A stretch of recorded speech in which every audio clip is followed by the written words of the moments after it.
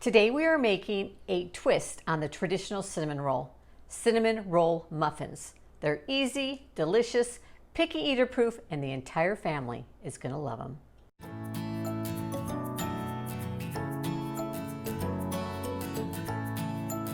Hi, I'm Leanne from YourHomeBasedMom.com.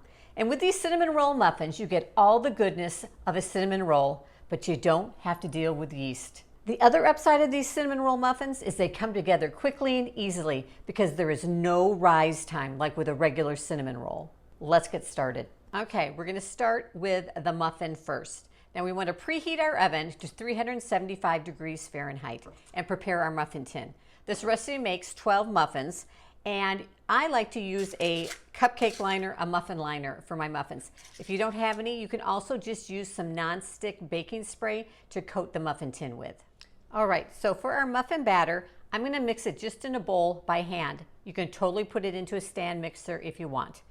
We're going to use a 1/4 cup of melted butter. Now the important thing about the butter is to make sure that it's not too hot, okay? Because we're adding an egg in with this, we don't want the butter so hot that it's going to start to cook the egg. So if it gets too hot when you melt it, just cool it down a bit.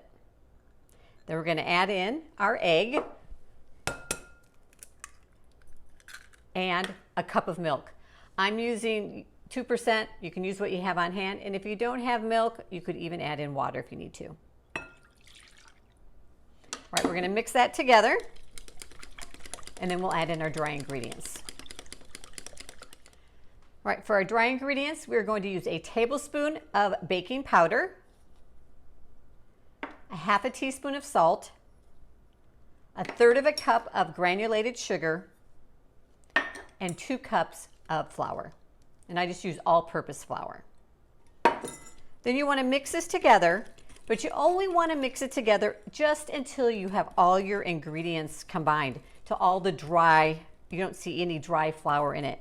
You don't ever want to over-mix a muffin, because when you over-mix a muffin, it makes for a tough muffin, and we want a nice, tender muffin. So just mix it until just combined. If you're using a stand mixer, go ahead and just kind of pulse it so you don't get it over-mixed. You know, it's okay if there are some lumps in your batter. That's totally fine. All right, next we're going to mix together our cinnamon mixture, and this is what is going to get swirled into the muffin. We're going to start with a cup of brown sugar. I have 3 tablespoons of melted butter and 3 teaspoons of ground cinnamon.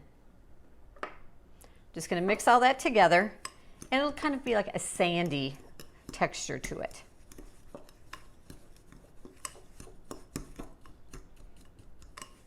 All right, so once we have our batter mixed up and we have our brown sugar mixture together, we are going to take 1/2 of that brown sugar mixture and add it into our muffin batter. And then we're going to just gently stir this into the batter. We don't want to totally incorporate it. We kind of want it to be streaky. So just gently, kind of a folding motion, mix it in there.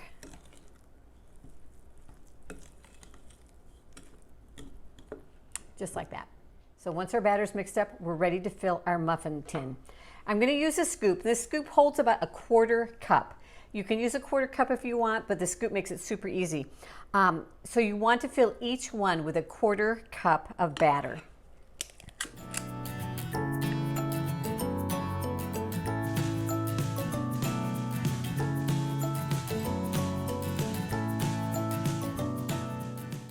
So after they're filled, we're going to take the remaining 1/2 of our brown sugar topping, and we're just going to, with a spoon, sprinkle it on top, the remaining amount on top of the muffins before they go in the oven.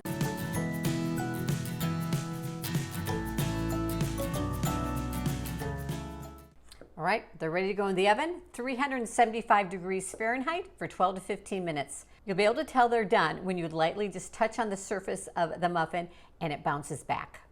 All right, so while our muffins are baking, we're going to mix together our glaze, which we're going to drizzle over the top of the muffin. We're going to start with a cup of powdered sugar. I've got a tablespoon of milk. You can use 1/2 and 1/2. You can use whipping cream, whatever you've got. And we're also going to add in a 1/2 teaspoon of vanilla. Now, you may find you need a little bit more liquid because you want to be able to get a nice drizzling consistency, and I can tell already I'm going to need some more milk in here. Okay, but it's always better to just start with a tablespoon, because it's much easier to add more than if you've got too much in. So we're just going to add in a little bit more at a time, probably about a teaspoon at a time, until I get that nice consistency.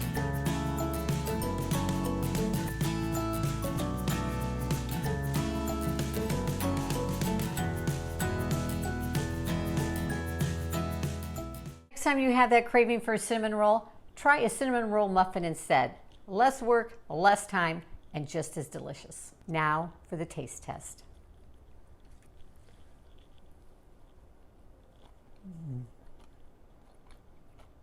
Hey, thanks for joining me in the kitchen today. You can find the recipe for these easy and delicious cinnamon roll muffins in the description down below.